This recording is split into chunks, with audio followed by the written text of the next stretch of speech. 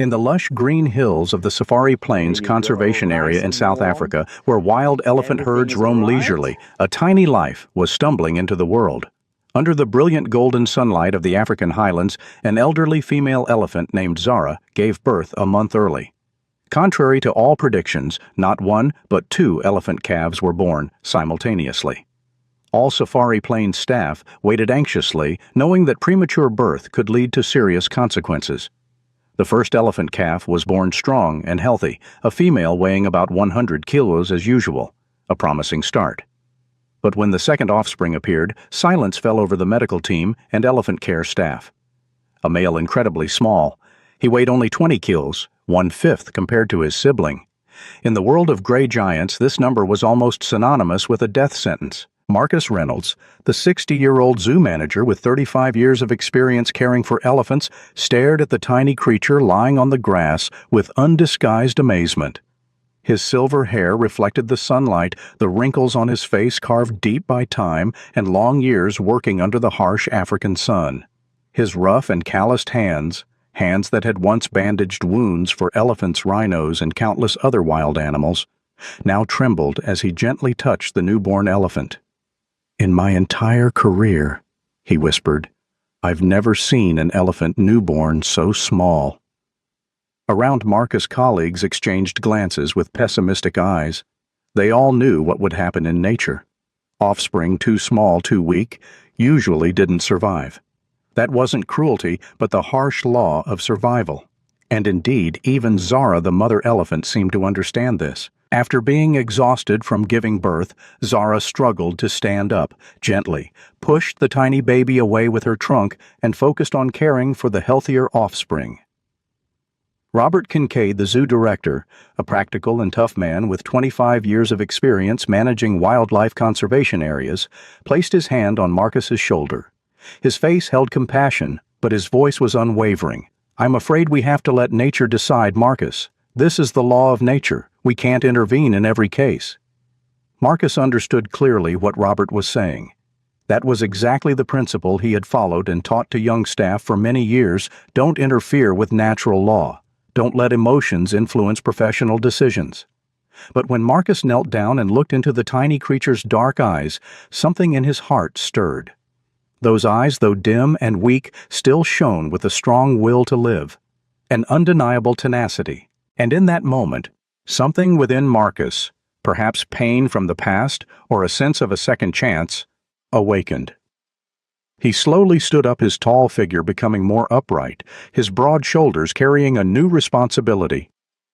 "I'll take him home," he declared, his voice without hesitation. "I'll raise him myself." Silence enveloped them. Then whispers began to spread among the staff. Marcus Reynolds, the one who always strictly adhered to the rule of non-interference with nature, who always warned young colleagues about the risk of emotional attachment to animals, was now the one breaking his own rule. Robert looked at Marcus with amazement and skepticism. "Marcus, what are you saying? You know his chances of survival are almost zero. Even if we take him to the best elephant care center in Africa, they would say the same thing." But Marcus had decided. With utmost care, he gently wrapped the small elephant in a soft blanket that had been warmed. Every movement was calculated, every fold of the blanket arranged to provide warmth and support for the tiny, fragile body. Marcus's house was located at the edge of the conservation area, a simple wooden house with a large garden and a big greenhouse behind it that he used to grow African herbs and medicinal plants. That was where he decided to create a temporary home for the elephant calf. In the warm greenhouse, he placed soft blankets, a large mattress, and set up a heating system to maintain stable temperature. The small elephant, whom he named Kai, meaning victory in Swahili, lay motionless on the blanket body temperature, dropping rapidly, breathing weakly. Marcus knew the first 72 hours would decide everything. With knowledge accumulated over years working with wild animals and veterinary medical books, he had studied. Marcus prepared a special milk formula for elephant calves supplemented with coconut oil to provide energy and a special mixture of essential vitamins and minerals. Kai was too weak to nurse, so Marcus had to use a special small tube to deliver milk into his stomach. This was a process requiring absolute precision. Just one small mistake, the liquid could go into the lungs instead of the stomach, causing pneumonia and immediate death. Marcus's hands, accustomed to bandaging wounds for adult elephants weighing tons, now trembled as he inserted the thin tube into Kai's mouth. Every 90 minutes he performed this procedure day and night without rest. The alarm clock rang continuously, and each time he woke up, Marcus's heart raced with fear. He would rush to Kai's side, heart pounding, and breathe a sigh of relief when he saw the tiny chest still rising and falling, though the movements were barely noticeable. "Come on, little warrior," he whispered while gently wiping Kai's small body with a warm cloth, mimicking how a mother elephant would care for her young. "I know you're a strong warrior." On the third day, when the morning sunlight gently shone through the greenhouse roof, Marcus woke up to find Kai lying motionless, body temperature alarmingly low. Panic swept through him. He quickly took Kai into his arms, using his own body heat to warm the elephant calf. He carefully dropped glucose onto Kai's gums and waited, heart pounding. That moment seemed to last forever. The room was so quiet Marcus could hear the clock ticking and his own heartbeat. Then a small movement, a weak moan, came from Kai. It was the most beautiful sound Marcus had ever heard. That was the turning point. From that day forward, Kai gradually became healthier. First, his body temperature stabilized without constant heating. Then he began nursing from a bottle instead of being fed through a tube. Each step forward, however small, was a great victory. When news of Marcus's actions spread throughout the zoo, many colleagues initially showed skepticism, even criticism. They considered it an emotional act, a futile effort, but when Kai survived after 1 week, then 2 weeks, their attitude began to change. Many began to visit, bringing advice, equipment, and support. Among them, Leah Schmidt, a young, passionate zoologist with flaming red hair and bright blue eyes, became Marcus's most important supporter. With updated knowledge about nutrition and elephant calf care, she helped adjust Kai's diet, added essential supplements, and monitored his development. In the first weeks, the relationship between Marcus and Leah was mainly professional. Two people sharing concern about Kai's health condition, discussing diet and care schedules. But gradually, as Kai grew stronger, they began sharing more about themselves. Marcus told about his deceased wife Sarah, a wildlife conservationist who had sacrificed her life in an anti-ivory poaching operation 10 years ago. Leah shared about her childhood dream, to become an advocate for the rights of voiceless creatures.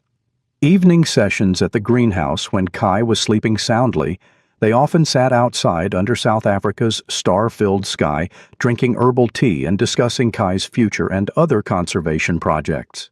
The relationship between them, a friendship based on respect and common goals, became a source of strength for both. In quiet moments watching Kai sleep, Marcus sometimes wondered whether his decision was too much interference with nature. But then he remembered how humans had impacted elephants' habitat and fate: ivory poaching habitat loss, climate change. In that context, his action was not interference with nature, but a humble effort to rebalance what humans had taken from nature. When Kai turned 1 month old, a significant change had occurred. His tiny body began regaining strength. The gray skin that was once wrinkled and sagging now became taut and more vibrant. His eyes, once dim and lifeless in the first days, now brightened with curiosity and playfulness. Each morning Kai greeted Marcus with a cheerful little trumpet and trunk waving, a gesture that had become their morning ritual. News about the world's smallest elephant began spreading beyond Safari Plains Zoo. Initially, it was just whispers among conservationists and zoo staff. But then a local journalist named Jessica Mbeki, who regularly wrote about environmental issues and wildlife conservation for Cape Times, heard about this story and asked permission to visit Kai. Marcus was initially hesitant. He worried that media attention could cause pressure and stress for Kai during his critical development phase. But Leah convinced him that a positive article could help raise awareness about elephant conditions and might even attract funding for Safari Plains, which was facing financial difficulties and the threat of closure. After much consideration, Marcus agreed to a short interview and photo session with strict conditions about not using flash and maintaining a safe distance from Kai. Jessica complied with all regulations and wrote a profound article focusing not only on Kai's miracle, but also on broader conservation efforts and the difficult situation of African elephants in general. Her article, titled Little Miracle: The Survival Battle of the World's Smallest Elephant became an online phenomenon shared millions of times on social media platforms. The image of Kai with his tiny body standing next to Marcus's high boot for size comparison touched readers' hearts worldwide. Soon safari planes became the center of attention. Television stations, journalists, and even documentary filmmakers from National Geographic and BBC all wanted to record Kai's story. Donations from individuals, conservation organizations, and businesses poured in from around the world. Everyone wanted to know more about Kai, wanted to see him, wanted to be part of this miraculous story. Robert Kincaid, who had been skeptical about Marcus's decision, now had to admit that the Kai effect had saved Safari Plane's financial situation. With new funding, they could not only continue operating, but also expand the Elephant Conservation Program, hire more anti-poaching staff, and invest in research and education. But along with fame came new challenges. Marcus worried about the pressure and stress that constant attention could cause Kai. He also feared that Kai was becoming more of a display object than a wild creature in the recovery process. The situation became more complex when Hendrik van der Merwe, a wealthy businessman and owner of an animal entertainment park chain, proposed a large investment in Safari Planes with the condition that Kai would become the main attraction of a new exhibition area where visitors could take photos and interact with him. This proposal caused a heated debate among the zoo management. Robert and some board members supported this idea, believing that the funding could ensure Safari Plane's long-term future. But Marcus and Leah firmly opposed it, arguing that it would harm Kai's natural development process and the ultimate goal, reintegrating him into the wild world. After many tense meetings, Marcus proposed a compromise solution, a remote observation area where visitors could see Kai and other animals through one-way glass and cameras without disturbing or stressing them. This area would be combined with an education center where visitors could learn about conservation work, human impact on elephant habitats, and how everyone could help.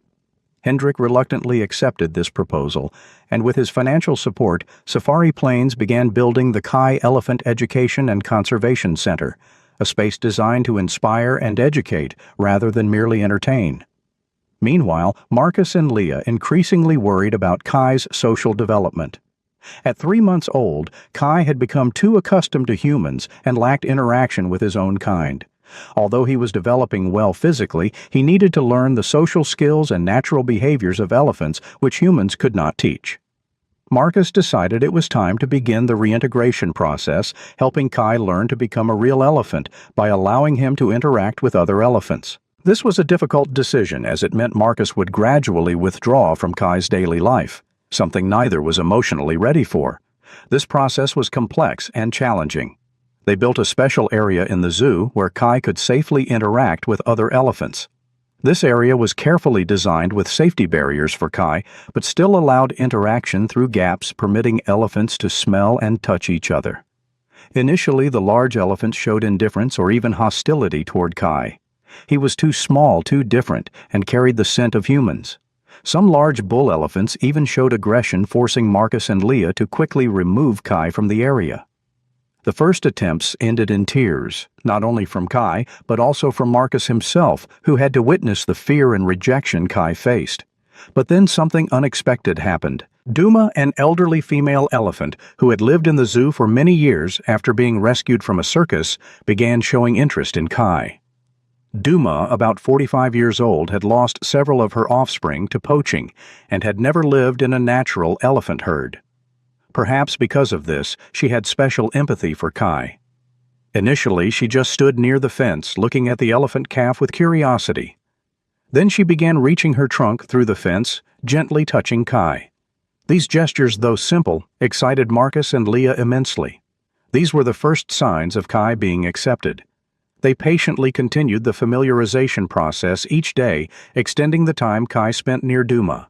And finally, after nearly 2 weeks, when they allowed Kai into the same space with Duma, the old elephant gently embraced the elephant calf with her trunk, as if welcoming a long-lost child home. Kai, after a moment of initial hesitation, responded by pressing against Duma, seeking warmth and protection.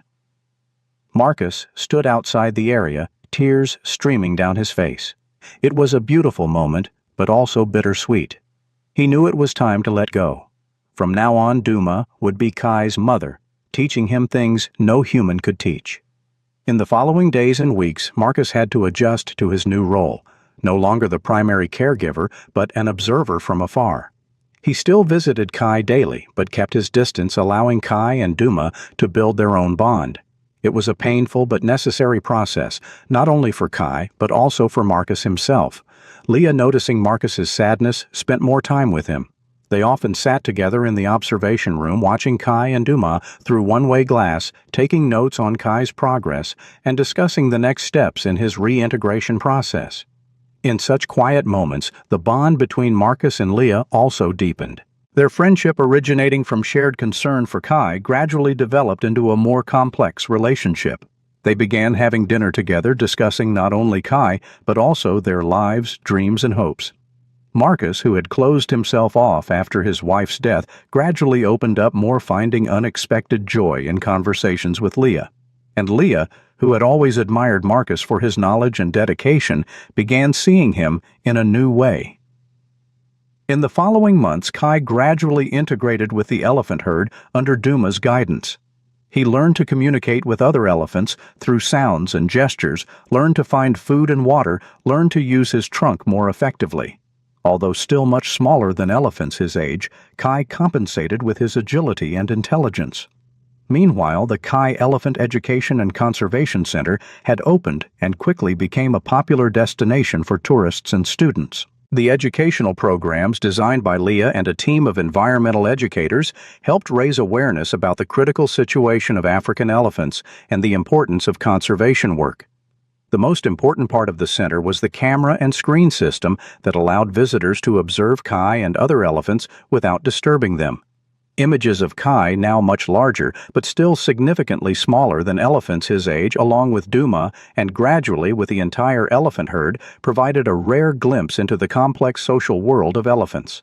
With support from international conservation organizations and local universities, Safari Plains also began a long-term research program on elephant behavior, with Kai and Duma as primary subjects.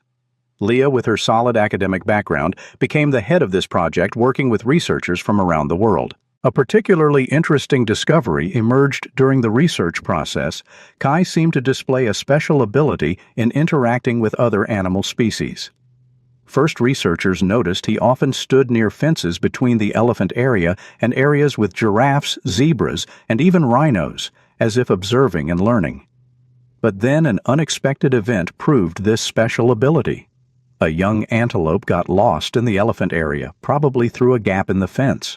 While other elephants reacted with wariness or indifference, Kai gently approached the antelope, carefully extended his trunk, and seemed to be reassuring it.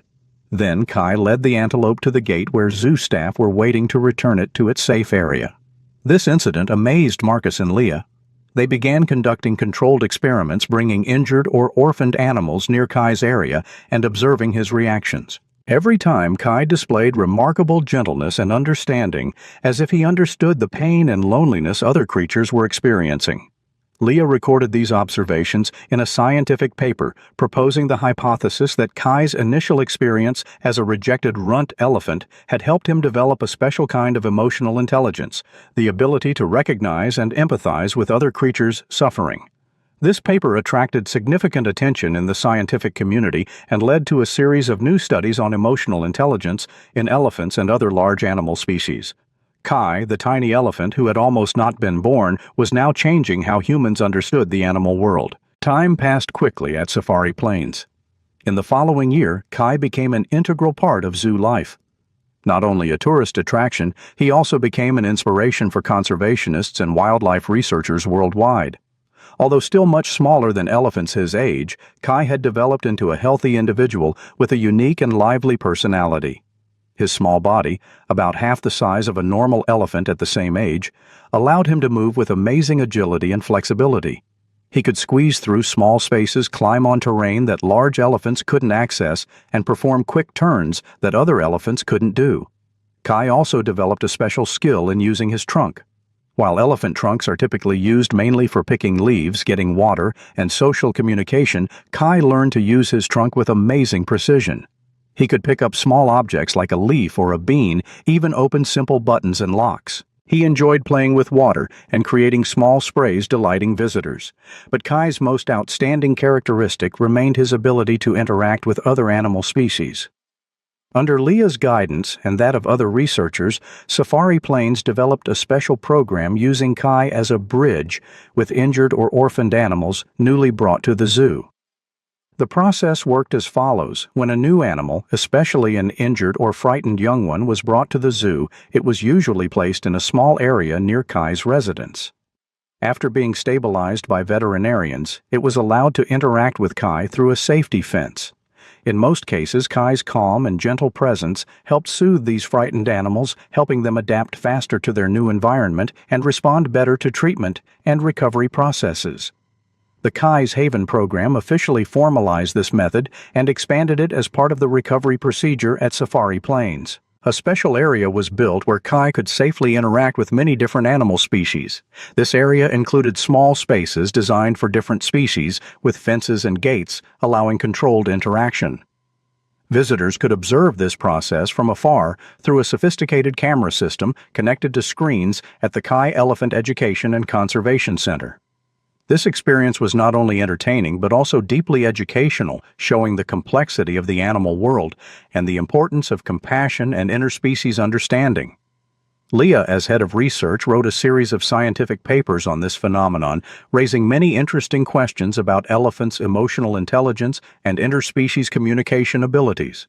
Her work attracted attention from leading scientists worldwide, leading to many research collaborations and an international conference held at Safari Plains. Marcus, meanwhile, gradually withdrew from daily work at the zoo. At age 61, after 4 decades of service, he felt it was time to let the younger generation like Leah take over. He moved to an advisory role, spending more time at his home on the zoo's edge, gardening and writing memoirs about his life working with wild animals. But although partially retired, Marcus still maintained a regular schedule to visit Kai. Each morning he walked around the zoo, stopping at the elephant area to spend time with Kai. Although Kai had now fully integrated with the elephant herd and had a close relationship with Duma, he always recognized Marcus rushing to the fence when he saw him appear, extending his trunk to touch Marcus's face in an affectionate gesture. The relationship between Marcus and Leah also developed over time. From colleagues to friends, then to something deeper. At age 35, Leah was still much younger than Marcus, but the age difference no longer mattered when they shared so much in common: love for wild animals, dedication to conservation work, and especially special affection for Kai. When Kai turned 2 years old, an important milestone that initially no one thought he could reach, Marcus proposed to Leah on a quiet afternoon by the lake in the conservation area, witnessed by a herd of elephants drinking water. She said yes, and their simple wedding took place 3 months later with a special guest Kai allowed to leave the elephant area under close supervision to attend the ceremony. The Kai Elephant Education and Conservation Center continued to develop, becoming a model for zoos and conservation areas throughout Africa. Their approach, focusing on education, research, and conservation rather than mere entertainment, was adopted and adapted by many places to suit their needs. Safari Plains, once on the brink of bankruptcy, had now developed into a leading conservation and research center with exchange programs with universities and conservation organizations worldwide. Hendrik van der Merwe, who initially only cared about turning Kai into a tourist attraction, also changed his perspective and became a major sponsor for the zoo's conservation programs. But Kai's own future remained an unanswered question. Although he had adapted well to zoo life and integrated with the elephant herd, Kai was still a wild creature. Marcus and Leah always believed the ultimate goal must be to give Kai the opportunity to live the most natural life possible, ideally in the wild environment. But there were several complicating factors. Kai's small size, though much larger now but still only half that of a normal elephant at the same age, could make him vulnerable to predators or aggressive bull elephants in the wild. Moreover, Kai had developed special relationships with many other animal species at Safari Plains, and severing these bonds could cause psychological trauma. After months of consideration and consultation with conservation experts and animal behavior specialists, Marcus and Leah decided that Kai would not be completely released into the wild. Instead, they developed a semi-free plan. Kai and his close elephant herd, including Duma and several other elephants, would be moved to a much larger conservation area where they could live almost naturally, but still receive protection and monitoring. The chosen area was Addo Elephant National Park, a vast conservation area in eastern Cape where elephants and many other wild animal species had been protected for decades. With over 140 kilometers of forest and grassland, this was an ideal habitat for elephants, providing enough space, food, and water. Moving Kai and his close elephant herd to Addo became a major project supported by the South African government and many international conservation organizations. A special area was established within the national park with a small research station allowing scientists to continue monitoring Kai's progress and studying his behavior. On a fresh spring morning, as Marcus sat on his porch reading the newspaper and enjoying his morning coffee, as usual, he heard a familiar sound: elephant trumpeting heavy footsteps. He looked up and saw a convoy of vehicles from the zoo approaching his house. And leading the convoy, walking with confidence and strength, was Kai. The elephant, though still smaller than other elephants, was now a healthy adult elephant. He stopped in front of Marcus's gate, extending his trunk as if greeting an old friend. Leah stepped out of the vehicle, a radiant smile on her face. She didn't need to say much. Marcus understood. This was the farewell visit. Tomorrow, Kai and his elephant herd would be moved to Addo, beginning a new chapter in their lives. Marcus slowly walked to Kai and placed his hand on the elephant's trunk. Without words, they understood each other. In Kai's deep eyes, Marcus saw gratitude, joy, and deep love. And in that moment he knew that every sleepless night, every drop of sweat and tears had been worth it. "Go on, little boy," Marcus whispered gently, stroking Kai's trunk. "It's time for you to find your own path." As the convoy prepared to leave, Leah hugged Marcus tightly. "We have wonderful news," she said, her voice trembling with emotion. "The test results are in. A female elephant named Nala in Kai's herd is pregnant, and DNA confirms Kai is the father." Marcus stood there stunned by the news. Kai, the tiny creature no one thought would survive the first night, was now about to have a family of his own. The circle of life which he had boldly intervened in was now continuing exactly as nature intended. 6 months later, Marcus and Leah visited Kai at Addo. Traveling over 800 kilometers from Safari Plains, they arrived on a beautiful morning, warmly welcomed by local researchers. They were taken to the observation station where they could see Kai's elephant herd leisurely wandering on the vast plains. And there beside Kai and Nala was a newborn elephant calf, a small but healthy creature moving awkwardly beside its mother. "She's only 2 weeks old," a researcher explained. "We've named her Hope." Marcus and Leah stood silently, hand in hand, watching the scene before them with deep amazement and emotion.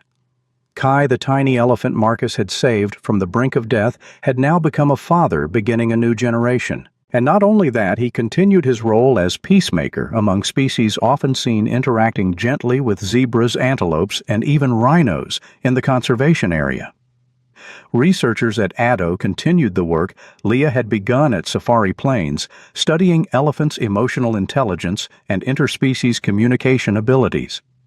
This work led to many breakthrough discoveries about elephant cognition and emotions, contributing to efforts to conserve these magnificent creatures. On the way back to Safari Plains, Marcus and Leah stopped at an observation point looking out over South Africa's vast grasslands. The sun was setting, painting the sky a brilliant orange. Marcus embraced Leah, feeling a peace he had never known in many years. "Sometimes," he whispered, "the most extraordinary thing a person can do is simply never give up hope." And as they stood there under Africa's vast sky, Marcus knew that his true legacy was not just saving one life, but changing how people see the world around them. Through Kai, he had taught thousands of people about the power of compassion, about the value of every life regardless of size or shape. And in an increasingly divided world, that was perhaps the most valuable lesson of all. The story of Kai, the smallest elephant ever known, became a legend told through many generations, inspiring countless people to continue fighting for a world where humans and animals can coexist harmoniously, where every life is cherished, and where hope is never lost.